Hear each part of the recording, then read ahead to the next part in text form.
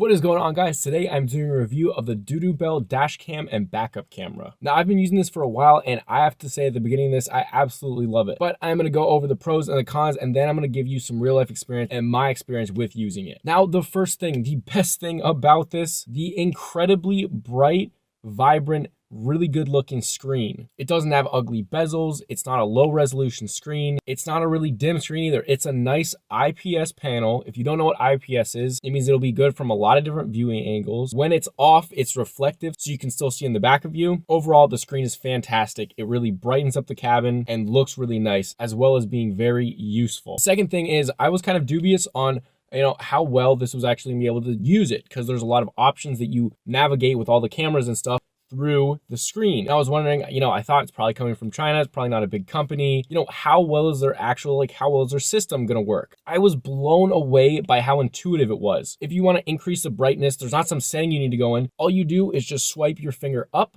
or you swipe it down, and that increases or decreases the brightness. As well, because these cameras that are on it, which there are two, there's one in the front and then one in the back, because they're so wide angle, you can actually decide whether you want what the screen is showing to either be lower or higher, which can be really helpful if you're backing up and using the backup camera. Now, another nice thing, I'm driving an older car, and the speedometer at higher miles per hour is not as accurate as a GPS will be. So it displays speed on the left corner. It can be in miles per hour or kilometers per hour, and it's really nice to have that. So I'm driving along, you're going like 70, 75 on a highway. You want to glance up and see the exact mile per hour you're going. Now, I love cars. I'm into cars, but I'm not an electric person. I don't like dealing with electrical stuff.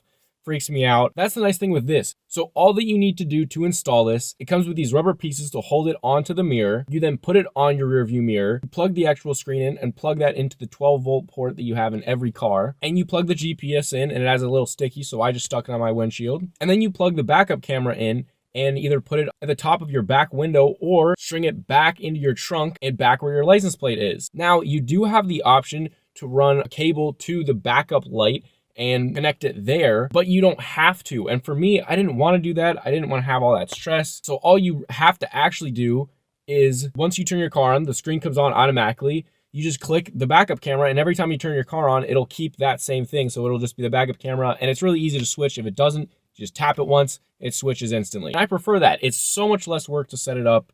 There's a lot less risk in setting it up.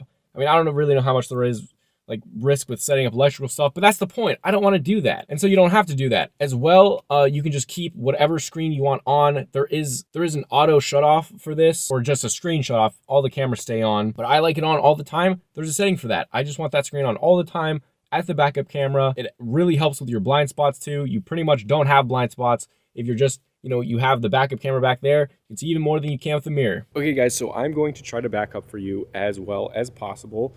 But also come really close to things normally, more than I normally would, just so you guys can get an idea of how easy it is to use this backup camera in really tight spaces. So a little tip is, when you're mounting this, I mounted mine pretty low so I can kind of see the edge of my car. Because it's a really wide angle lens, you can see a lot of who's coming from the different, cars coming side to side, but it also gives you a perspective of things are closer than they seem. So I angled it a little bit further down, because you can swipe up and down and see where you are.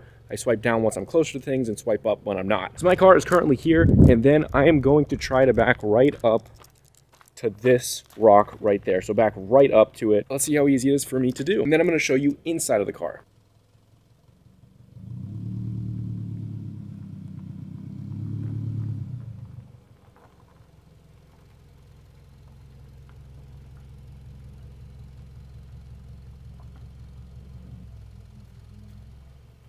This is how close I backed up. That's probably, 10 inches right there. Because the trunk is so close to the back of my car, it looks like it's a little bit closer than it seems, but let me show you what it looks like from the inside. So right now, this is the view that I have. I have it set pretty low, so you can come up or come down.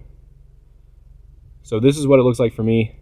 Pretty close. Now I'm going to show you what it looks like just from the screen, because I only did that looking at the screen. I'm going to do that again, but you guys will be able to watch the screen.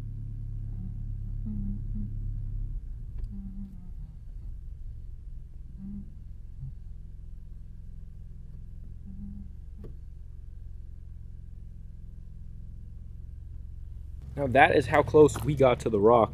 So it's really good, it's really accurate, and overall it's a really nice backup camera. Now this also has really good low light. There is a Sony sensor inside of these cameras, which is fantastic. I don't know if you guys know, but Sony makes the best low light equipment right now. They're fantastic. Also, it's 1080p, so pretty good quality. And you have loop recording, either 3, 5, 7 seconds. It might even be 10 seconds too. I don't know, but one of those. There's also motion detectors and really wide angle, good quality cameras. And all these settings are really easy to navigate on your screen. Now as well, there's a GPS inside of this. So all the recordings that you have or the dash cams, once you put them on your computer, you can actually see where that happened as well as your speed and your longitude and latitude.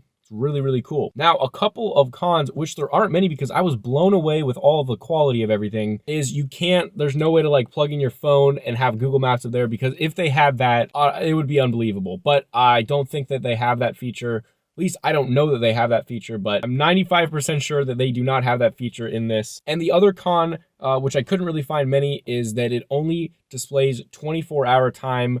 You have an option for kilometers and miles per hour, but you don't have the option to have a 12-hour time.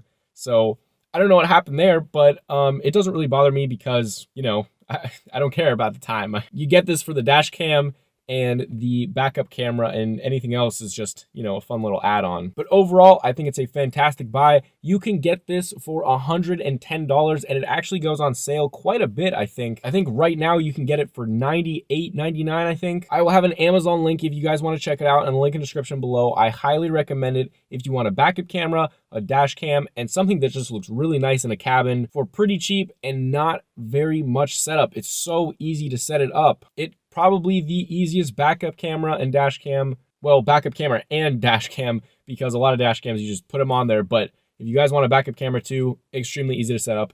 I highly recommend it. But if this video helped you out, then help me out and hit that like button, and I will see you guys later. Loss out.